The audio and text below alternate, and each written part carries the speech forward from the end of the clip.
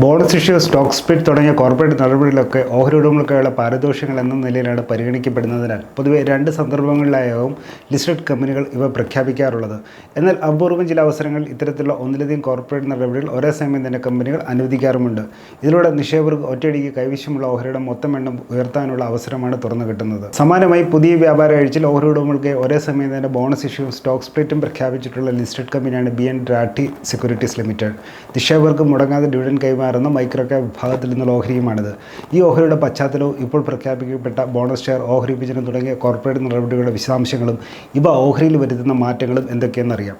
ആദ്യം BN Rathi സെക്യൂരിറ്റീസിൻ്റെ വിശദാംശം നോക്കാം.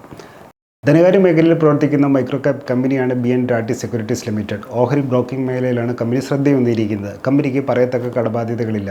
കമ്പനിയുടെ അടിസ്ഥാനപരമായ ഘടകങ്ങൾ ഭേദപ്പെട്ട നിലയിലാണ് രേഖപ്പെടുത്തിയിട്ടുള്ളത്. കഴിഞ്ഞ 3 വർഷത്തിനിടെ BN Rathi സെക്യൂരിറ്റീസിൻ്റെ വരുമാനത്തിൽ 20%, അറ്റാദായത്തിൽ 42% വീതവും സംയോജിത വാർഷിക വളർച്ച രേഖപ്പെടുത്തിയിട്ടുണ്ട്.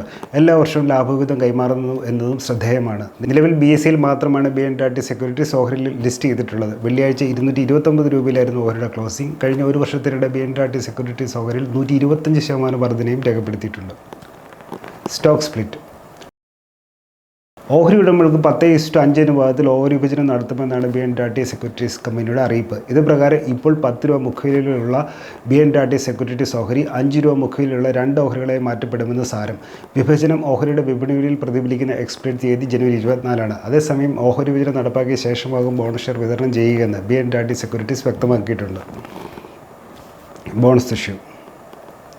ഓഹരി ഉടമകൾക്ക് 1:1 അനുപാതത്തിൽ ബോണസ് ഇഷ്യൂ ചെയ്യുമെന്നാണ് BN Rathi സെക്യൂരിറ്റീസ് കമ്പനിയുടെ അറിയിപ്പ്. ഇത് പ്രകാരം നിർദ്ദിഷ്ട റെക്കോർഡ് തീയതിയിൽ നിക്ഷേപകന്റെ കൈവശമുള്ള ഓരോ BN Rathi സെക്യൂരിറ്റീസ് ഓഹരിക്കും വീതം അധികമായി ഒരു ബോണസ് ഷെയർ കൂടി സൗജന്യമായി ലഭിക്കുമെന്ന് ചുരുക്കം. അതേസമയം ബോണസ് ഷെയർ കൈമാറുന്നതിന് അർഹതയുള്ള നിക്ഷേപകരെ കണ്ടെത്തുന്നതിനായുള്ള റെക്കോർഡ് തീയതിയും എക്സ് ബോണസ് തീയതിയുമായി 2025 ജനുവരി 24 നിശ്ചയിച്ചു. എക്സ് ബോണസ് തീയതിക്കും ഒരു ദിവസം മുമ്പെങ്കിലും BN Rathi സെക്യൂരിറ്റീസ് ഓഹരി വാങ്ങിയാൽ മാത്രമേ റെക്കോർഡ് തീയതിയിൽ പരിശോധിക്കുമ്പോൾ ബോണസ് ഷെയർ സംബന്ധിച്ച അർഹത കൈവരികയുള്ളെന്നും ശ്രദ്ധിക്കുക.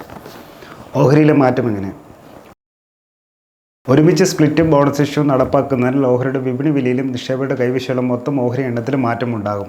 നിർദ്ദിഷ്ട റെക്കോർഡ് തീയതിയിൽ BN Rathi സെക്യൂരിറ്റീസ് ഓഹരിയിൽ കൈവശമുള്ള നിക്ഷേപകർക്ക് മൊത്തം ഓഹരി എണ്ണത്തിൽ 4 ഇരട്ടിയായി വർധനയുണ്ടാകും. അതായത് ഒരേ സമയം സ്റ്റോക്ക് സ്പ്ലിറ്റും ബോണസ് ഇഷ്യൂവും പൂർത്തിയാകുമ്പോൾ നിലവിൽ 10 രൂപ മുഖവിലയിലുള്ള ഒരു BN Rathi സെക്യൂരിറ്റീസ് ഓഹരി റെക്കോർഡ് തീയതിക്ക് ശേഷം 5 രൂപ മുഖവിലയിലുള്ള 4 ഓഹരികളായി മാറ്റപ്പെടുമെന്ന് സാരം.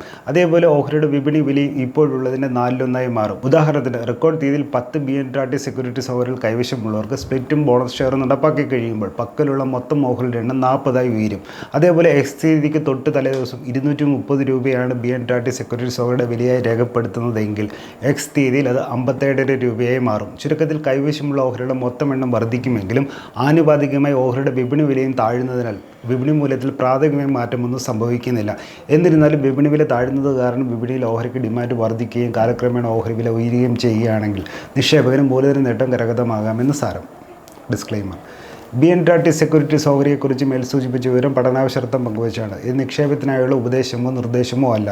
ഓഹരി വിപണിയിലെ നിക്ഷേപം ലാഭനഷ്ട സാധ്യതകൾക്ക് വിധേയമാണ്. ഓഹരിയിൽ നിക്ഷേപിക്കുന്നതിന് മുമ്പ് SEBI അംഗീകൃത സാമ്പത്തിക വിദഗ്ധരുടെ സേവനം തേടുകയോ സ്വന്തം നിലയിൽ കൂടുതൽ പഠനം നടത്തി നിങ്ങൾക്ക് ചെയ്യാവുന്നതാണ്. കൂടുതൽ വാർത്തകളും വിശേഷങ്ങളും ET മലയാളം ഫോളോ ചെയ്യുക, സബ്സ്ക്രൈബ് ചെയ്യുക. മറ്റൊരു വിഷയമായി വീണ്ടും കാണാം.